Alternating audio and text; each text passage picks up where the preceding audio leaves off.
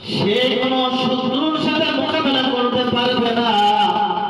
আমি কিন্তু জানি, জানার পরেও 6 মাসের শিশুকে এই জন্যই নিয়ে আসছে, যখন শত্রুরা আপনার প্রতি মোকাবেলা করবে, আপনার প্রতি যারা যখন কাফের মুশরিকরা তরবারি চালাইবে, যখন আপনাকে আঘাত করতে চাইবে, তখন আপনি কি করবেন? আমার এই 6 মাসের সন্তানটাকে আপনার সামনে ঢাল হিসেবে বাঁধাই রাখবেন, ঢাল হিসেবে ধরে রাখবেন, যাতে করে আপনার গায়ে শত্রুদের কোনো আঘাত না লাগে। আমার সন্তান মারা যাক, যুদ্ধের ময়দানে শেষ হয়ে যাক, আমার মনে কোনো আফসোস নাই, কোনো বাধা নাই। যদি আপনার গায়ে শত্রুরা যদি আঘাত করে, যদি আপনার গায়ে একটু ব্যথা লাগে, তাহলে আমার অনেক ব্যথা লাগবে। আমি আমার কলিজাকে আমি তখন কি করতে পারবো না, সান্ত্বনা দিতে পারবো না, আমি পাগল হয়ে যাব।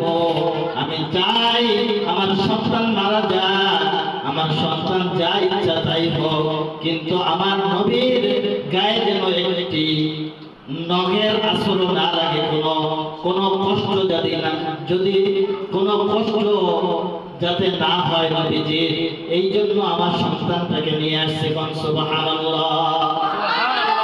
ও আমার বাবাজিরা, এই জন্যই সাহাবা আজমাইনরা নবীজি সাল্লাল্লাহু আলাইহি ওয়াসাল্লামকে তাদের জীবনের থেকে বেশি ভালোবাসে, সন্তানের থেকে বেশি ভালোবাসে।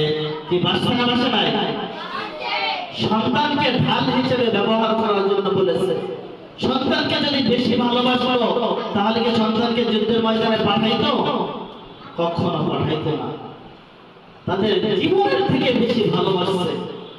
আজ আমাদের সামনে নবীর নামে কটূক্তি করা হয়, নবীর নামে বিভিন্ন কথা বলা হয়, কিন্তু আমরা এটার প্রতিবাদ করি না।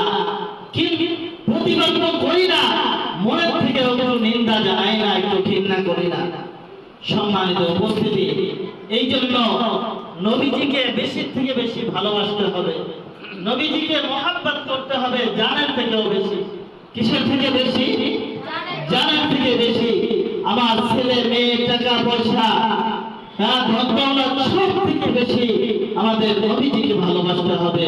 কথা ঠিক না বেশি? ইতিহাস। এই জন্য আমার বলার উদ্দেশ্য এটাই, আমরা নবীজিকে ভালোবাসবো, নবীজিকে মহাব্বত করবো। নবী যত